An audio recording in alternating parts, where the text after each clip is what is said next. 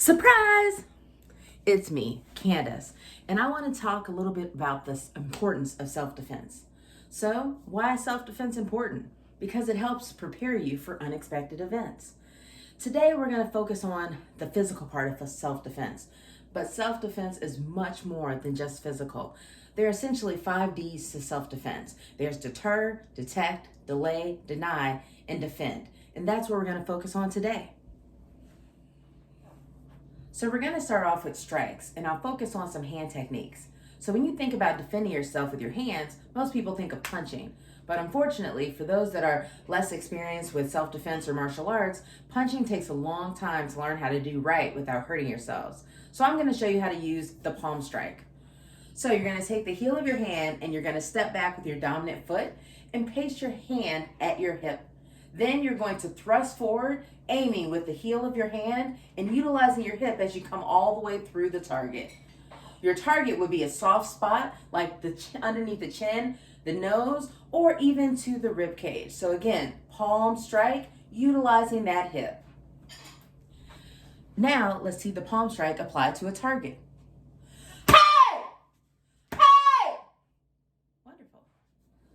Another hand technique you can use to defend yourself if you're in a close situation is the bird peck. So take your hand here, just like a bird's beak, and you can use this for soft areas such as the eye or the throat, right underneath the Adam's apple. Oh, yeah, that's not good. Don't stick yourself there.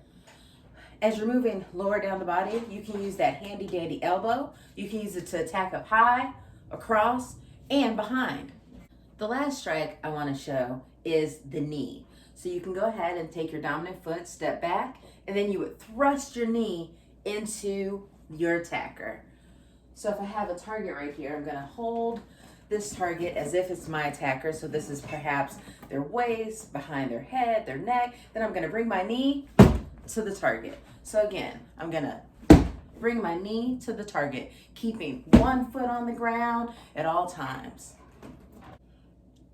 Now I'm going to show the defense against a wrist grab. So my partner's gonna grab my wrist and he's gonna grab with a little bit more force than that.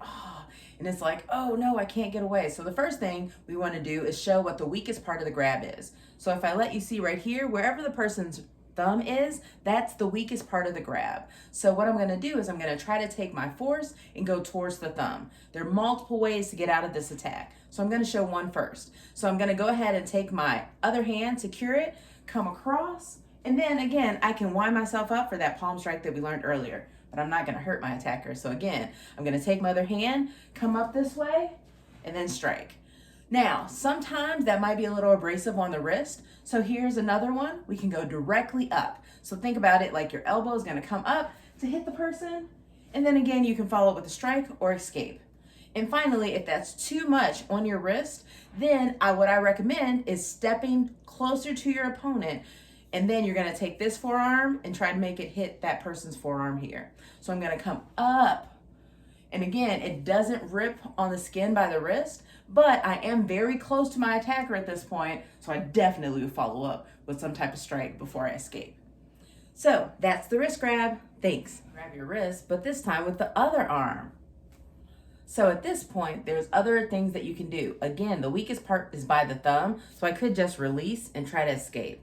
Or I can do a more attack, and I can come like I'm waving to the person, hello, secure their wrist, and then from here, I might go ahead and place my hand behind their arm. I can throw a knee, I can step behind and move the person to the ground. There are lots of things you can do if they grab the opposite wrist. But again, you wanna think simple. So if they grab you here, you want to go towards the thumb and then you can just get out. So you don't have to do anything fancy, just go towards the thumb and you're out.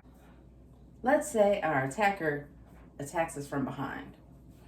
So I'm in a chokehold. You only have a few seconds, so you have to grab some space. So take a hand, whichever one's free, and get space between your attacker's elbow and your neck so you don't pass out. Then I can use that handy dandy elbow, I can stomp, I can kick, and then since I'm gonna try a couple different ways to get out, I usually like to grab a finger and just rip it, break it out, scratch, whatever I can to get a little space, and then I can step out from behind.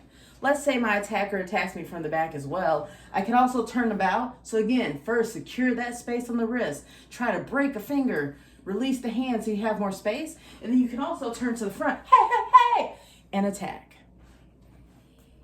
We're gonna start off with defending against the shirt grab. So let's say my partner grabs my shirt.